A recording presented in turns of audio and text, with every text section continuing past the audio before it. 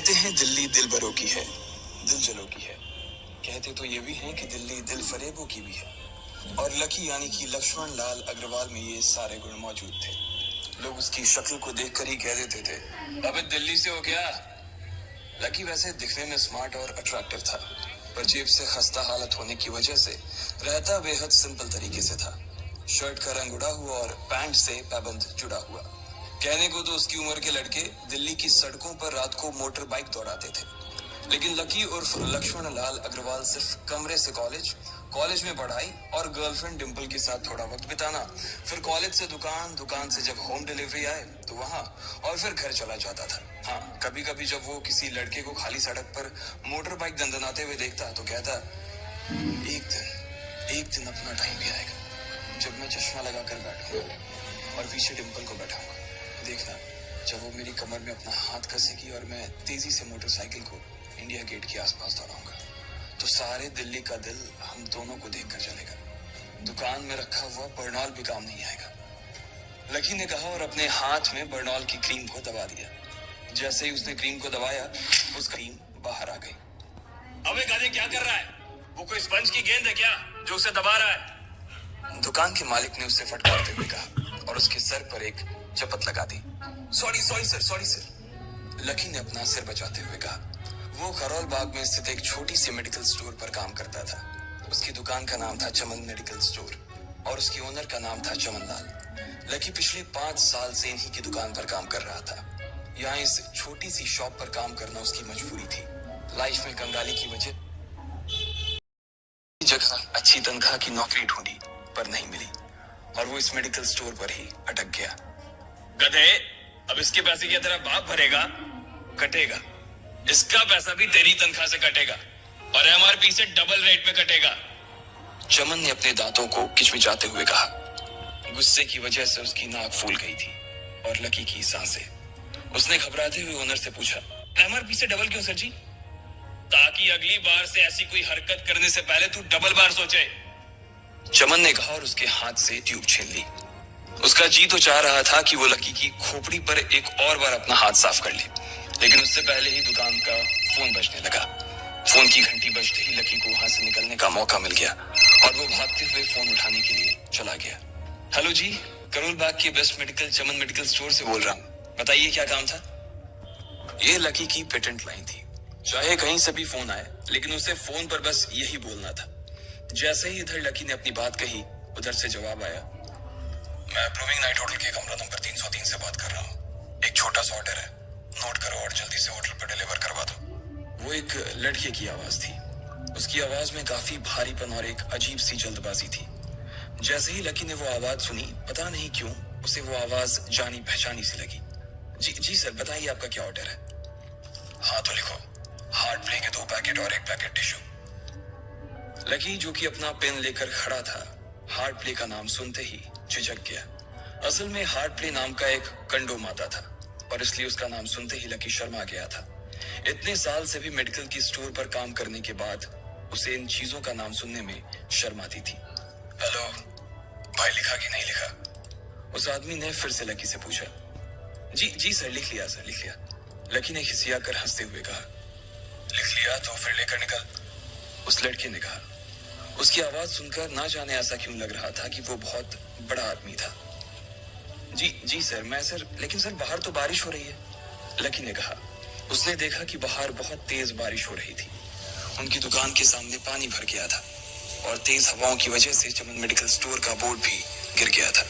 Lucky को लग रहा था कि वो इतनी तेज बारिश में अभी एकदम से तो नहीं निकल पाएगा, तो उसने उस लड़के को समझाते हुए कहा, सर मैं ऑर्डर तो ले आऊंगा पर थोड़ा टाइम लग जाएगा, बारिश थोड़ी थम जाए। अब इससे पहले कि वो कुछ आगे बोल पाता, फोन पर लड़का बोल पड़ा। तुम्हारे मालिक को पता है कि तुम मल्होत्रा जी के लड़के को मना कर रहे हो? हाँ पता है, बारिश हो रही है, इसलिए सारा सामान अच्छे से थैली में पैक करके लाना और लेट नहीं होना चाहिए, समझे? उस लड़के ने कहा और इससे पहले कि लकी आगे कुछ कह पाता, उसने फोन काट दिया। उधर से लकी के दुकान का ओनर उसे घूर कर देखा जा रहा था। लकी के हाथ में पेन और पेपर देखकर ही वो समझ गया था कि उसके पास कोई ऑर्डर आया था। आज वैसे भी इतनी बरसात होने की वजह से सुबह से इक्का दुक्का ग्राहक ही दुकान पर आए थे। ऐसे में उसकी दुकान का मालिक एक भी ऑर्डर को छोड़ना नहीं चाहता था। वो लकी को देख रहा था और लकी बारिश की ओर देख रहा था। बारिश का बहाना नहीं चलेगा, जाना पड़ेगा। चमनलाल ने कहा, मैं बहाना नहीं कर रहा सर, थोड़ी बारिश धीमी हो जाए तो मैं चला जाऊंगा। अभी आप खुद ही देखिए कितनी तेज बारिश है। वो पता नहीं कोई मिस्टर मल्होत्रा का कोई बेटा कुछ ज्यादा ही जल्दी में था। मैं साइकिल से तो पहुंच नहीं पाऊंगा इतनी जल्दी। लकी ने उनकी ओर देखते हुए कहा। क्या कहा? मिस्टर मल्होत्रा जी का बेटा? तू मेरी दुकान बंद करवाएगा क्या? अभी क्या भी निकल उनका ऑर्डर लेके, वो हमारे बहुत पुराने कस्टमर है। चमन ने कहा। पर लकी ने कहा ही था कि चमन बोला, वर कुछ नहीं, तू मेरी मोटरसाइकिल ले जा। उसने गुस्से में कहा, अरे सर जी, 200 के ऑर्डर में मुश्किल से 40 रुपए बचेंगे, इससे 3 गुने का तो पेट्रोल ही लग जाएगा, और अगर गाड़ी रास्ते में बंद हो गई तो अलग से खर्चा। लकी ने समझाते हुए कहा। वो जानता था कि उसका मालिक इन सब बातों पर ध्यान नहीं देने वाला। चमनलाल बोला, कोई बात नहीं, तू जा, चाहे जो हो जाए ग्राहक नाराज नहीं होना चाहिए, और वैसे भी वो मल्होत्रा जी का बेटा है। चमनलाल ने मोटरसाइकिल की चाबी लकी की ओर उछालते हुए कहा। लकी ने चाबी ली। उसे देखकर उसके अंदर मिक्स फीलिंग आ गई। एक तो वो बहुत खुश हुआ कि बड़े दिनों बाद बाइक चलाने को मिलेगी, पर वहीं दूसरी तरफ दुखी इसलिए हुआ कि बाइक मिली भी तो ऐसी तेज बारिश में, अगर खराब हो गई तो इसकी चपत भी उसके सिर पर ही पड़ेगी। वो मुंह लटकाकर रेनकोट और हेलमेट पहनते हुए वहां से निकल गया। बाहर आकर बाइक को देखा तो लकी ने मन में सोचा, चलो ठीक है, जो होगा देखा जाएगा, कम से कम बाइक तो चलाने को मिल रही है। दरअसल लकी इतने साल काम करने के बाद भी अपने लिए एक मोटरसाइकिल नहीं ले पाया था। लकी की तनख्वाह ही इतनी भर थी कि सिर्फ उसके कमरे का किराया, उसकी साइकिल में डालने वाली हवा का खर्च, बिजली पानी का बिल और डिम्पल के साथ महीने में 1-2 बार बाहर खाने का खर्चा ही निकल पाता था। उसे डिम्पल की कही बात अक्सर याद आती थी। लकी, अगर अगले 2 महीने में तूने बाइक नहीं खरीदी ना तो मैं तेरे से ब्रेकअप कर लूंगी, देखना। असल में डिम्पल को लकी के साथ बाइक पर घूमने की बड़ी तमन्ना थी। लकी की इस उजाड़ जिंदगी में एक वही तो थी जिसके लिए जिंदा रहने को उसका जी चाहता था। जब भी वो उससे बाइक की बात करती तो लकी डिम्पल की इस बात को हंस कर टाल देता था। वो अपने मन में इस बात को अच्छे से जानता था कि डिम्पल उससे बहुत प्यार करती थी और वो उससे कभी छोड़ कर नहीं जा सकती थी। वो दोनों एक दूसरे में ऐसे घुले मिले थे जैसे बादल बरसात में घुल जाती है। लकी को डिम्पल बहुत पसंद थी और वो उसके लिए दुनिया जहां की खुशियां खरीद कर ला देना चाहता था। वो चाहता था कि एक दिन वो डिम्पल को प्लेन में बैठाए, लेकिन उसके ये सब ख्वाब इस कम तनख्वाह की नौकरी की वजह से कभी पूरे नहीं होने वाले थे। पर आज उसके पास एक मौका था। वो डिम्पल को अपने साथ इस बारिश में राजपथ घुमाना चाहता था। वो उसे दिल्ली दिखाना चाहता था। चमनलाल को देने के लिए उसने पहले से ही बहाना सोच रखा था। बस जल्दी से वो ये डिलीवरी देकर सीधे डिम्पल के पास ही जाने वाला था। उसने होटल ब्लूमिंग नाइट के बाहर मोटर बाइक पार्क की और सीधे होटल के अंदर चला गया। लकी ने रिसेप्शन पर पहुंचकर नमस्ते करते हुए रिसेप्शनिस्ट को बोला, जी मैं चमन मेडिकल स्टोर से आया हूँ, रूम नंबर 303 का ऑर्डर था सर। रिसेप्शन पर खड़ा आदमी उसके हाथ में काली थैली को देखकर समझ गया था कि उसमें क्या था और वो मंद ही मंद मुस्कुराते हुए बोला, 3rd फ्लोर पर है, लिफ्ट से चले जाओ, रेनकोट ही उतार देना। जैसा उस आदमी ने कहा लकी ने ठीक वैसा ही किया और लिफ्ट में चढ़ने के कुछ ही देर बाद वो 3रे माले पर पहुंच गया था। वो रूम नंबर 303 के बाहर पहुंचा और उसने डोरबेल बजाई। जैसे ही दरवाजा खुला लकी ने थैली आगे बढ़ाते हुए कहा, नमस्ते, मैं चमन मेडिकल स्टोर से लकी, आपका। इससे पहले कि लकी आगे कुछ कह पाता उसकी आंखें फटी की फटी रह गई थी। उसने अपने सामने जो देखा उसके बाद उसे ऐसा लगा कि बंद छत के नीचे भी उसके ऊपर आसमान से आकर एक जोरदार बिजली गिर गई थी। उसके सामने एक लड़की खड़ी थी। वो लड़की और कोई नहीं बल्कि उसकी गर्लफ्रेंड डिम्पल ही थी। उसने एक पर्पल कलर का नाइट गाउन पहन रखा था। उसके काले घने बाल गीले थे और उसने उन्हें अपने कंधे पर फैला रखा था।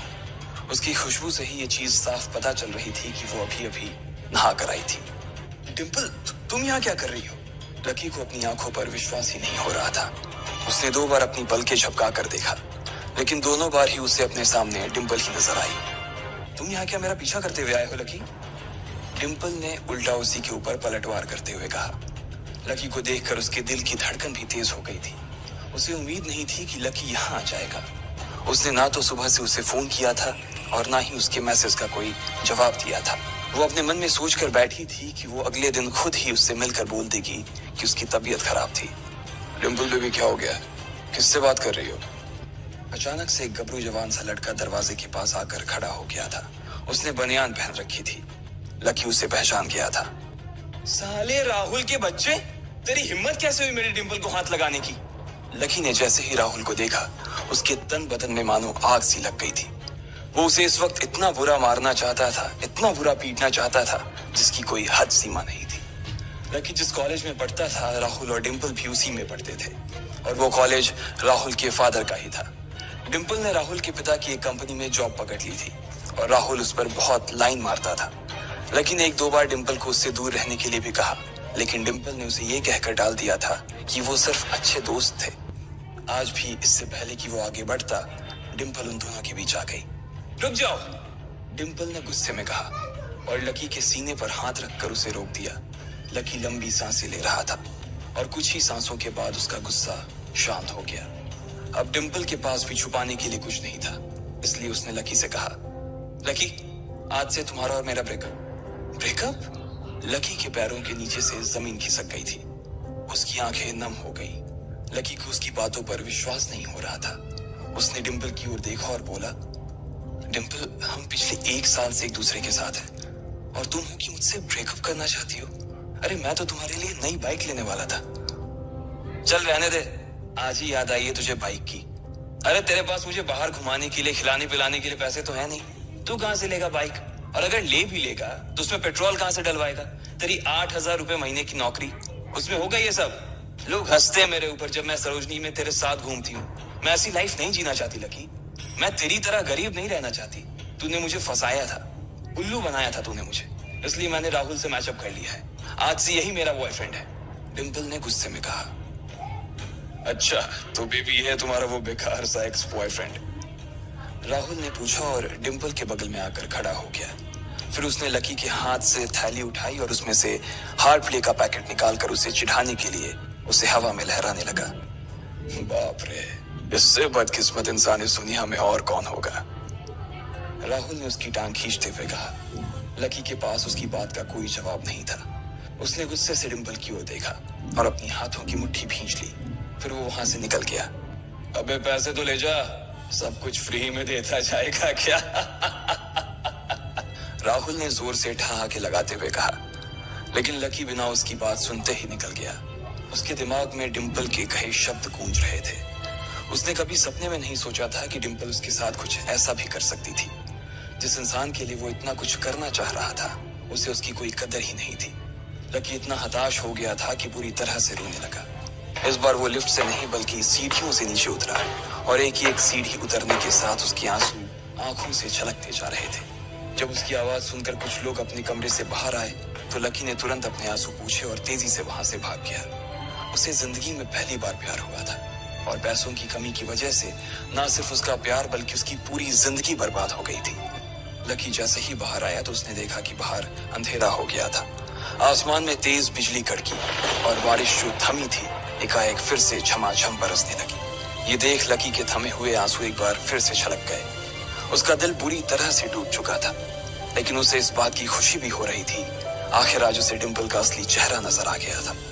वो तो उसके साथ घर बसाने की सोच रहा था, लेकिन अच्छा हुआ कि उसने पहले ही उसका घर बर्बाद होने से बचा लिया। लकी को दुख तो बहुत हो रहा था, पर उसे ये भी लग रहा था कि उसे आगे चलकर यही दुख उसे खुशी देने वाला था।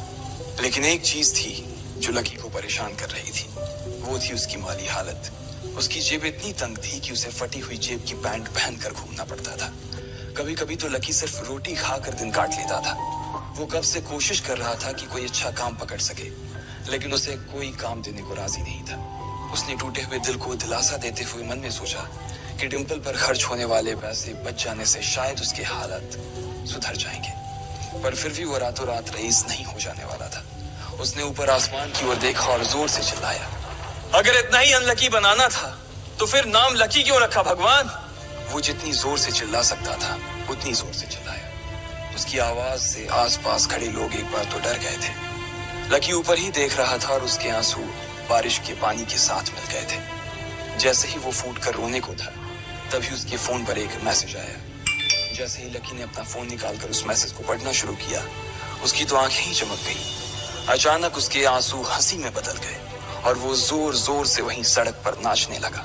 उस मैसेज में लिखा था, परिवार की रिसर्च और परिवार के निर्णय के हिसाब से अग्रवाल परिवार का वारिस लक्ष्मण लाल अग्रवाल उर्फ लकी ने गरीबी अभ्यास की परीक्षा को पास कर लिया है, और आज से ही वो उस जमीन और उस जायदाद का मालिक हो जाएगा जो परिवार ने उसके नाम कर रखी थी।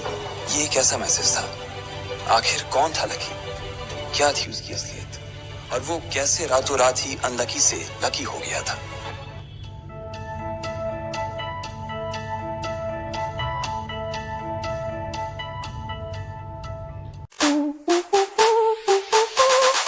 Dance with me.